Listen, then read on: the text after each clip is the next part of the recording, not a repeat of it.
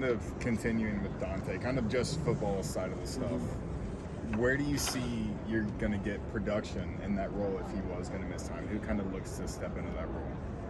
Well, I think Jalen Hunt's probably the guy that would be the next one. And I really thought Jalen had one of the better springs that, out of the D-line compared to the fall. I thought he really, made his mind up to come out and make some plays. And this spring, man, he was making them left and right, Then after that, it's really going to be by committee. We'll try to, we don't have as many, those 300-pounders that you want to put at the nose. So to me, it'll be some of your guys that are, 275, 280. They're now a different kind of nose. There'll be a quicker nose where you can, really slant and angle those guys and try to create havoc. But, I think that'll be something in camp. I mean, obviously, when we go through camp, a lot of guys are going to get reps there, in case anything like that would be the case. Coach, obviously people know what to expect from Corey Kiner. What do you Chance Williams and Evan Pryor add to that room? I think, Evan and Chance both have a lot of talent, have ability to break tackles. They also have some speed to be able to break out. I think toward the end of spring practice, I thought both of those guys really started coming along and doing some good things. I think they've had a good summer so far. So that's one of the positions where I'm looking to see, all right, this fall camp, like who's going to be the next 2 to 3 guys that we can really put in there. Who'll be the first guy off the bench outside of Corey that'll get time. We all know though that you're going to, we'll play, 4 or 5 of those guys. Vic's another one that's a guy who towards ACL last year didn't play that I think will be back, and he's 220, 225 now. He's running really good, so I'm excited about him. We didn't tackle him this spring, but this obviously in August we'll be able to get him a little bit. So I think the depth there is going to be there, and not outside of Corey. So I'm excited about the running back room. Is your tight end room better than people would think? I think so. I'm excited about that. I love the guys in that room. We have several transfers that are there. We picked up Sherman, this summer, and I think he's going to add to the mix. We talked about Joe. I'm excited about the 2 freshmen we signed that came here in January. So you got, to me, there's 5 or 6 guys in the tight end room, and you guys know we'll utilize the tight ends. I mean, we're going to, pretty much have a tight end on the field at all times, and a lot of times we're going to have 2 or 3. I also think like a guy like Joe can be, play that wide out. He can get out wide. It's a different kind of matchup for DBs against a big body like that. So we'll be able to utilize him in a lot of different scenarios. But I'm excited about that room. That's an upgrade for sure. Speaking of the tight ends, obviously Gavin Grover is one of those 2 freshmen. Talk about what you saw from him throughout the spring. The one thing we thought about Gavin, like we knew he's big, he can catch, but will he put his face on anybody with his block? Well, he did it. He did it this spring. And I was fired up about him the first time he came off the ball and really tried to put his face on the defensive guy. And then he got better as it went along. He's still learning, but you can't coach the kind of size he has. I mean, that dude is huge. I mean, 6'6", close to 6'7". He came in at 260 this summer. So he is a big body that has soft hands. And so Zahersky's the other freshman. I really feel like he can be kind of like a fullback type, a body that can go block as well. So but both of those guys, I think, should be even better than they were in the spring, having been here and going through the summer. Scott, you make the jump last year, getting into the Big 12. What do you need to do in year 2 for you guys to kind of maybe brush off what happened last year and get better? Yeah, I mean, we got to be a lot more disciplined than we were last year. We're very undisciplined. We're getting penalties for just very stupid things. And so it starts with the discipline, but also starts to being a connected football team. I felt like last year, we had some guys were going in several different directions. I feel like this summer and this spring was our intention to be very connected, and our guys, they're fun to be around. And so I think anytime you look forward to getting into the meeting room, you look forward to getting to the field, you got the right kind of guys. And I think that more than anything. We lost 4 games in the last possession there last year that very easily could have won if we had some guys pulling in the same direction. And so I credit that to these leaders. I mean, some of the guys that are here today, these 4 guys, but also some other guys in that locker room that really, really care about the team and will not let any outside factors affect that. What's the biggest? The commissioner spoke about the revenue sharing. How do you think that's going to impact potential roster expansion? Is there anything that you can do as a coach to prepare for maybe that next step? No, I mean, I think in the last 3 or 4 years, I feel like there's been new things that pop up every month, and so we try to figure it all out. So, I mean, what I'm more focused on really is how we're going to be competitive with this team this fall, and how we're going to be able to play in August, and then when things come down the pipe, we'll have to address those things, as far as revenue share, how much money you're getting, and all this, the different things, and then also roster management. I mean, they're talking about in the future, maybe limiting the size of the rosters in college football. Those are type things that I don't really know until it happens. Do you have a preference on what that would look like? Well, I mean, I don't necessarily like limiting roster sizes for football. Like, I mean, I've heard somebody threw the number out 90 or 85 or whatever, not having any walk-ons. I mean, I was a walk-on player, so I don't understand that. Like, I don't get that. We've got a lot of walk-on players on our team now in Cincinnati that have earned scholarships that are playing. Like, what's going to happen to those guys? So I don't understand limiting or bringing the roster down from 120 down to maybe 90. I just don't. That's 30 guys. Like, how are we going to do that? So I don't know the answers to that. I don't like it, but if it happens, it happens.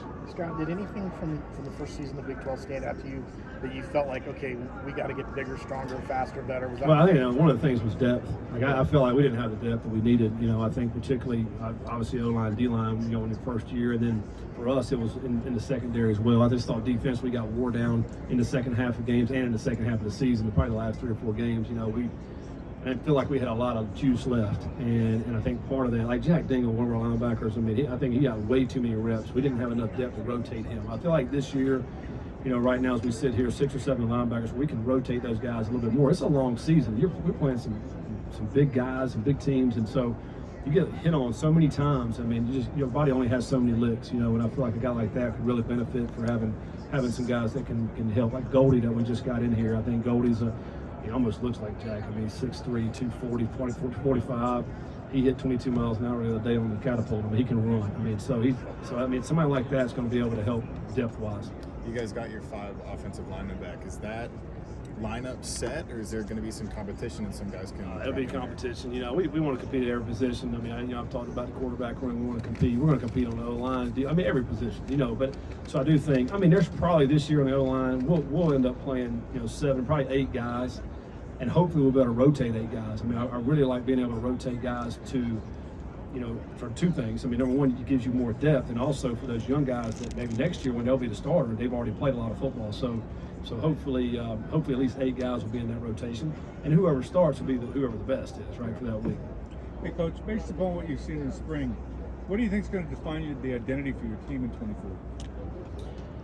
I think a lot of that's going to be made up this August when we really see our team, and how they come together. But I mean, hopefully we're going to be a blue collar team that's going to earn everything on the field. We'll be able to, play a physical brand of football, but also discipline. And I think if we're able to do that, we should be able to win some games. I mean, I think that's what we were not able to do last year.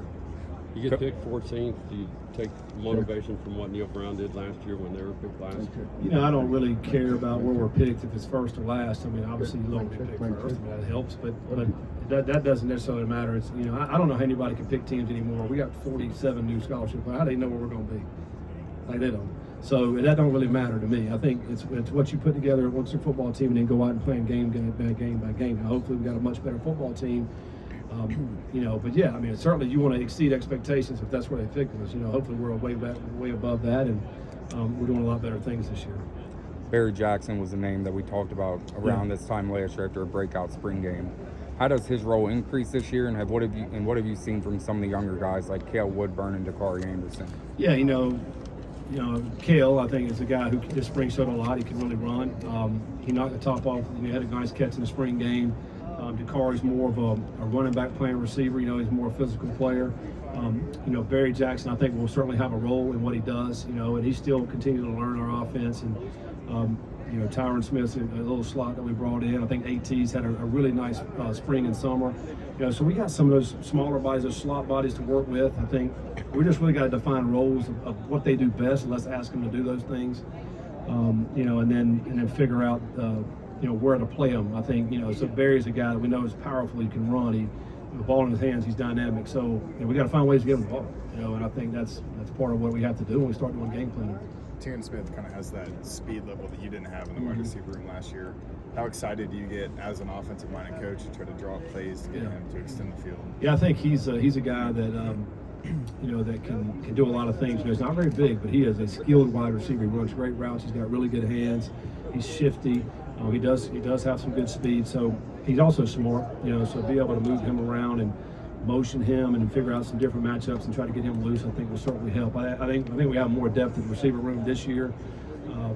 To be able to utilize those guys and again, I talked about it, but it's finding roles for them. It's finding the right roles and seeing how we can put them in a position to make plays, and that's what we got to do as coaches. And that's what August will be a big thing about that. So, as we talk through August, how that's coming along will be interesting to see. Are you looking at Xavier Henderson having an even better season than he did last year? I hope so. Yeah, I hope so. Hopefully, I feel like last year a lot of times guys could rotate two over him, and we didn't present much problems anywhere else. But hopefully we're a little bit more balanced now. So if they, hey, you're putting more over here, then now he's going to be more free to get some one-on-one matchups. And I'd love for him to have obviously his best year. I didn't know what he caught last year, close to 800 yards maybe or something like that. But hopefully he's a guy that's pushing the 1,000-yard mark this year. I'm hoping if he stays healthy and we can get him to football. He's certainly got the ability to do that. Back on the defensive side of the ball, Micah Coleman was a guy who had a big spring. Just talk about what you saw from him now throughout this summer. Well, I think defensively, talking about defensive line in particular, we certainly need some length on the edges, and I think that's what he provides there. You want some girth in the middle with some bigger guys, I think, but being able to slant and angle those three guys up front and then also utilize those linebackers. Jared Bartlett's a guy who I feel like, his strength last year in West Virginia was rushing the passer. I feel like he's playing Mike now, but we'll be able to utilize him as some of that rush lanes, A gap, B gap, C gap, doing some different things with him. But I do think guys with that length, 6'4", 6'5" on the edge presents different problems for the opponent. You have a lot of guys, Kiner, Corleone, Dingle, that had won with Cincinnati before, had 9-win seasons. After what happened last season, what's it say with all those guys committing back and wanting to right this ship again? Yeah, it says a lot about them, what they have inside. That's why I love those guys. They care about Cincinnati, they care about the city, they also care about the university, and for them, that's a bad taste in their mouth. For them to leave, to go somewhere else, and for them to be like running away. That's not who they are. They're more, taking the problem head on. And let's get it right. And so these were the guys that helped us recruit all these players that we brought in, the right guys.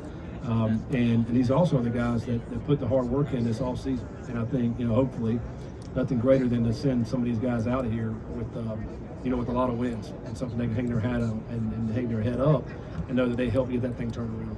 In terms of talent acquisition, you said on the podium that the portal has really made this a nationwide recruiting effort. For you specifically and for Cincinnati, how has the landscape changed with expansion? Yeah, I think, once when the portal opened up, we're looking at players from all over the country. And now we played out BYU last year, we're going to Colorado, we're going to Texas Tech. So they're going to be more visible throughout the country. And I think more so, I mentioned this more so with the portal because when guys jump in, maybe they're looking for something else. Maybe they're looking for an opportunity to play or all those type things where we could be a good opportunity. Maybe they watched us play, out in Texas or out in Arizona or something like that. So I do think it's just more, brand recognition and to know, man, I watched Cincinnati play. I like the way they play. I want to be a part of that.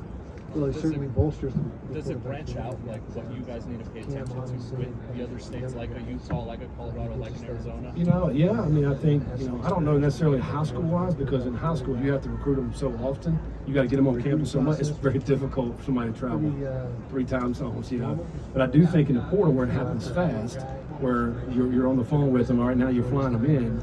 Oh, I like this. Okay, well, I'm coming to school here. To me, it's a much easier thing to do. So again, I just think it's probably more helpful for the portal for us. But now, like this side of Mississippi or the east side of Mississippi is probably where you concentrate your high school recruiting at. Kind of sticking with the portal, in the spring portal, you guys made a lot of additions out of the FCS ranks.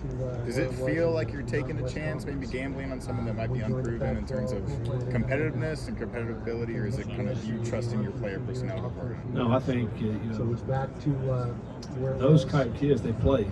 So you see them how they play. You see how they react in games. You see them play like Goldie that played Oklahoma State last year at UCA, and he had 12 tackles, I think. We saw what he can do. He's going to play for us. He can play. So to me, it doesn't matter.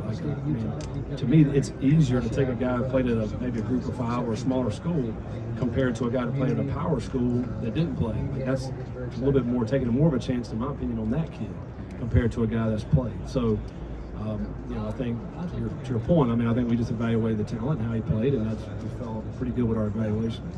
After the last game last year, you said it was going to be the hardest offseason that any of these I players don't had think so, but it's experienced. certainly What were those different than conversations what like heading into winter workouts and then leading up to spring ball? catching up. Well, that was it. Basically, it's told them that was going to be the hardest. I mean, Right. It wasn't a conversation. It wasn't a two-way street.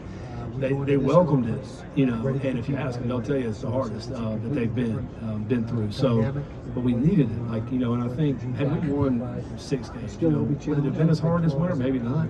The way it all happened and the way it all went down, it made it be that way. And so, it doesn't guarantee any wins either, though, by the way. You know, but what it does, hopefully, is it brings the guys together and allows them to play for each other more so than what they would in the past. Talk about Coach Nico in that aspect. Obviously, as well in the spring and summer workouts, you see the separate crews and all that going through practice. Talk about the job he's done as well. Yeah, Coach Nico, I mean, obviously he's with them every single day, you know, and him and his staff and the way they document every single thing. Like we're getting emails every day about all the guys, how they're training, you know, how they worked out that day. And, you know, he's so intense and so consistent in his approach, and the guys really have bought into it. And you know, so they get tired. Like by the time August gets here, they're glad it's August and not Coach Nico yelling at them every day. You know, now it's the coaches, so it kind of switches it off. He kind of hands the baton to the coaching staff. So that's getting ready to happen here over the next 3 weeks. And so, but man, I can't be, you know, more proud of Coach Nico and his staff and how he's trained these kids the last 6 months. It's been incredible. Coach, we're from Orlando. As much as things change, I mean, UCF and Cincinnati keep playing year after year. What are your thoughts on kind of the rivalry, the series, and you know what you guys are going to bring this year? No, I mean, I think it's a healthy rivalry. I mean, you know, it's two really good teams that had great success in the Group of 5, and now we're moving up into Big 12, and so there's you know, we got a lot of respect for Central Florida and Coach Malzahn and everything that he does and his staff, and then and it's always a good game, you know, no matter where you play. So you know, they came to Nippert last year and got a win, so we got to pay the favor back this year when we go back to Orlando.